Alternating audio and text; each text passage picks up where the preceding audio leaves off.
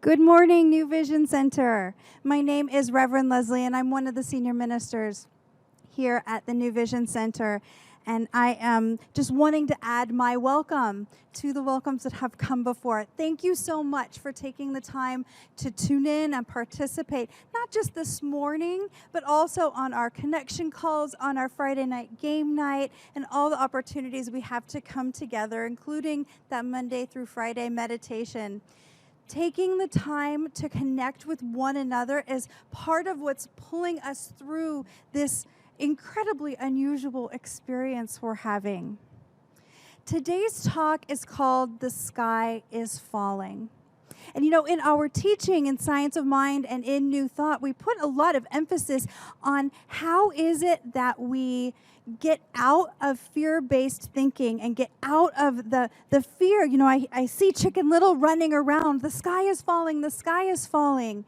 And how do we get out of that thinking? And that's great. And right now, the sky kind of is falling. We find ourselves in this complicated situation that affects people's health, it affects people's families, their financial well-being, and there are some legitimate concerns going on. Last week, Reverend Karen Russo mentioned that we try to only have talks where we've already processed all of our feelings and ideas around a topic. And she said, you might remember, she said, Mama is in this one. Like, we're still dealing with what's going on emotionally. And I feel like when it comes to this COVID-19 situation, when it comes to quarantining and when do we open up and how do we open up and who stays home, we are all of us globally, Mama is in this, right? We're in it. And what can happen with that when the sky is falling day after week after month is that we develop compassion fatigue. And that is what I feel like is really going on with a lot of us right now. We have started developing compassion fatigue. That's a secondary trauma from repeated exposure to other people's traumas. As we watch those death tolls rise, as we watch those infection tolls rise, every day, we start to either overreact or just shut down. And it's a completely natural thing to do. Family Physician Magazine talked about it like this. They said, those who have experienced compassion fatigue describe it as being sucked into a vortex that pulls them slowly downward. They have no idea how to stop the downward spiral. They work harder and continue to give to others until they are completely tapped out. And then what do? Then we crash. So today's talk is really about how do we overcome compassion fatigue? What does this teaching, what does Science of Mind and the teachings of Dr. Ernest Holmes offer us as to how we can move past compassion fatigue and be as emotionally and psychologically healthy as possible so that we can be that light that shines forth for the planet? Like Reverend Karen Russo said last week, we need to look for the light in order to be the light.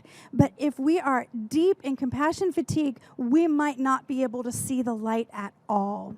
So let's talk about what are some ways we can overcome compassion fatigue. The first one is to drop the negativity. Oh man, and I know it's hard. When we watch the news, when we talk to even one another or friends and family, or when we get pulled into that fear place inside of our own self, whether it's for our own health or for the health of our friends and family that are out there in the world, there can be this tendency to go into the negativity. So how might we address that? The first one is to start doing our very best to avoid blame. Avoid blame. And there are a lot of people to blame, aren't there? Whether we're blaming the president or the scientists or the WHO or the governor or the other governor or the mayor of this town or that town, whether it's the people that are for opening up or the people that are against opening up, whether it's the people who supposedly created the virus or the people who think somebody created the virus. There are so many people that we can blame. We can even fall prey to blaming ourselves for our own response to it. The best thing we can do in the moment when we catch ourselves in that spiral is to just stop and breathe. We go looking for someone to blame because it's a form of control. But it's a falsehood. We're not really controlling anything when we lay blame on ourselves or anyone else. It's a false sense of control. What we can do, what we can control, is our own breath. We stop and we breathe. Another thing that we can avoid in the form of negativity is to avoid complaining. Yes, we would all like to go wherever we would like to go and do whatever we would like to do with whom we would like to do it. Of course we would. And that day will come again, maybe sooner than we think. But when we wrap ourselves into the complaining about what we can't do or can't have, again, it's a form of false control. What we can do is choose to focus on what is working. While we may not be able to go exactly where we'd like to go, we can take a moment to appreciate our home. While we may not be able to see everyone we'd like to see, we can take a moment to appreciate those we are quarantining with or those that we can connect with on Zoom or by phone. We can stop, take a breath, and focus on one positive thing. It makes all the difference to stop that cycle from continuing. We can avoid making the situation wrong. Who says it's wrong? One thing I know that I've found myself thinking an awful lot lately is, how lucky am I to have a home that I love? Yes, I'm quarantining at home, but I like my house. I like my furniture. I like my dogs. I like my husband who's there with me. I have air conditioning in this crazy Arizona heat. When I stop and breathe and try to pull myself out of that negative swirl by focusing on one good thing, we can all find one good thing. It just interrupts what they were calling, again, they called it the downward spiral, taking that break. So we drop the negativity to the very best of our abilities, and when we're not able to, we go back to the first step, which is avoid blaming ourselves for falling back into it, and we take the breath again. It's just like meditation. Remember when you were learning to meditate and it felt like every 3 seconds you had to say, nope, I'm meditating. Meditating. Grocery list, hamburger meat. Nope, I'm meditating. I have to remember to make an appointment. Nope, I'm meditating. It's exactly the same thing.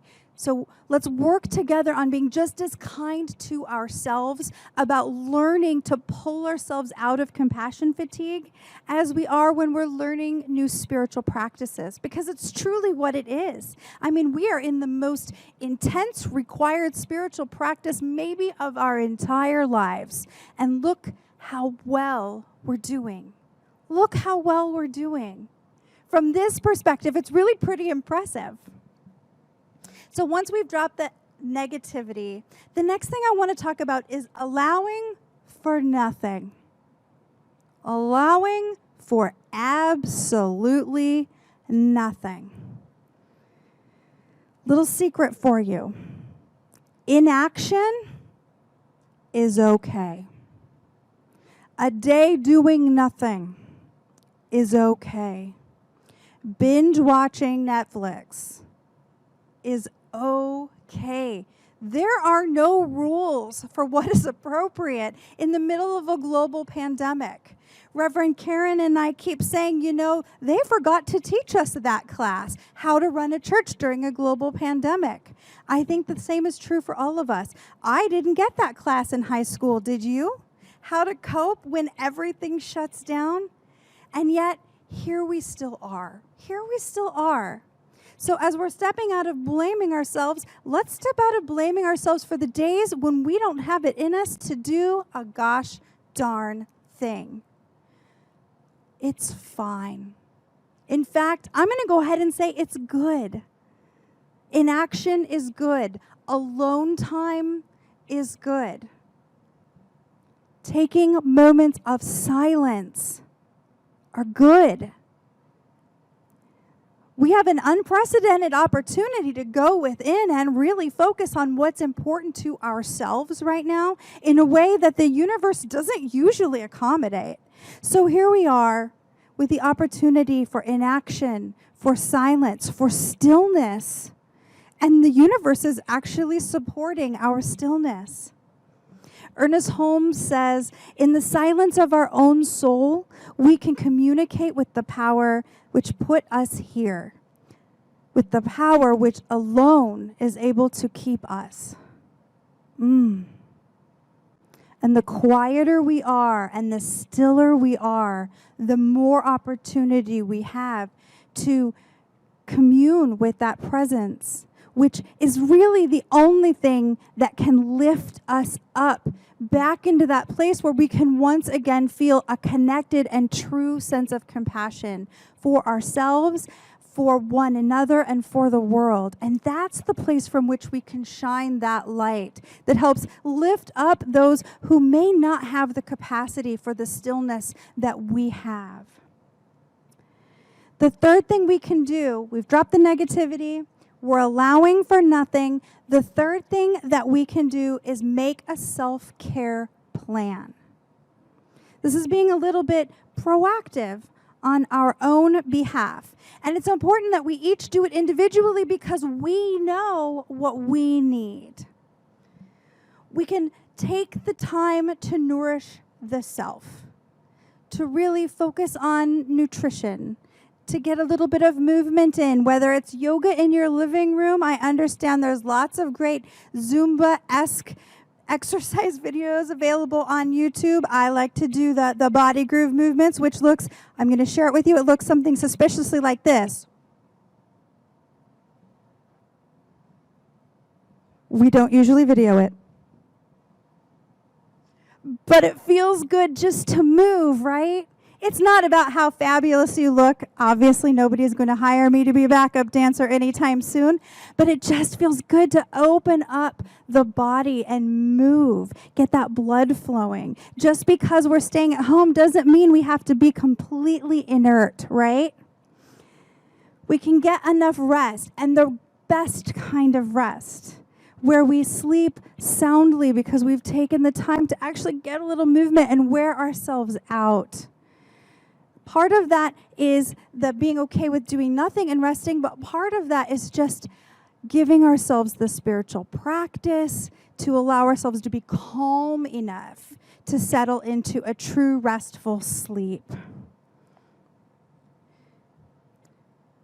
Part of my self-care plan is to make sure that I have at least one really deep connecting conversation every day. Not just the hi, how are yous, not just the what's for dinners, but really a one-on-one connecting conversation where I feel my humanity lifted up. To me, that's part of letting go of that compassion fatigue. I can't maintain that true sense of connected compassion for every single being everywhere and every single person who might have this illness or every single person who might be feeling the pinch of financial pull. But I can talk to one beloved and really connect in any given day. And when I do that, what I find is that my heart is served too. And I am reminded of the truth of who I am outside of this circumstance, outside of this bizarre set of events that we find ourselves in. I am still who I am at the center of this. We are still divine expressions of light that just find ourselves in an interesting situation. We can get more of whatever it is we need. And this means trusting our own selves to really connect with what that is.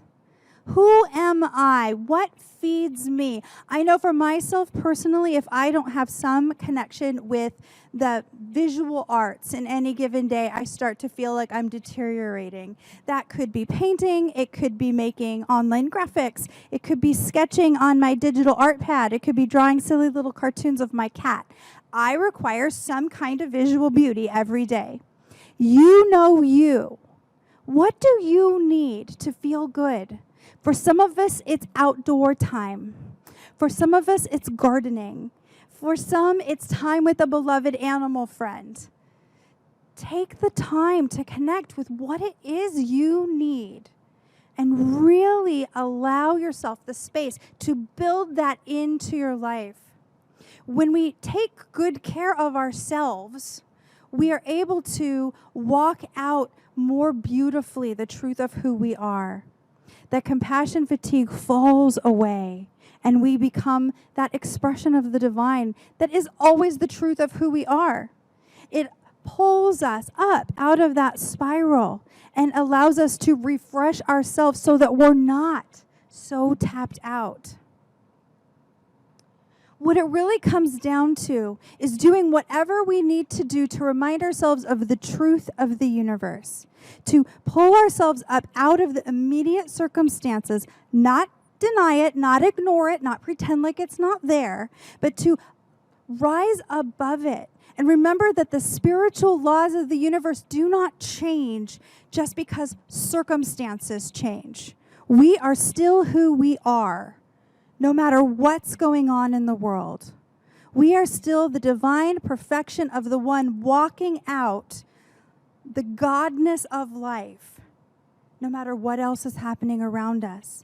And as we allow ourselves to step away from the negative, as we allow ourselves the time for silence and quiet and inaction, as we provide ourselves with the self-care we need to be our best, we are more resilient against compassion fatigue and more able to live the life that we know is the truth of ourselves. It's leaning into the divine within. It's leaning into the God that always is. You know, Ernest Holmes tells us the impulsion of the universe is love, beneficence. It is kindness. It is compassion. It is sweetness, truth, beauty, always friendly towards us. And I would say that's not just the truth of the universe, it's the truth of each of us right here and right now. And so our call, our deep call in this time is to take such beautiful care of ourselves that we can take care of one another and be that bright, compassionate light in the world. And so it is. And so let's anchor that into prayer. How good it is to know the truth of myself, of everyone within the sound of my voice, of all beings everywhere. That no matter what is unfolding in the world of effects, that the truth of God does not change. The truth of God never changes. It is kindness and compassion. It is beneficence and friendliness. It is wholeness and health and beauty and abundance, pouring forth ever more and more of itself, beautifully and perfectly all the time. And so I know that every beloved within the sound of my voice is blessed profoundly, is protected and loved by infinite spirit indwelling right where we each are.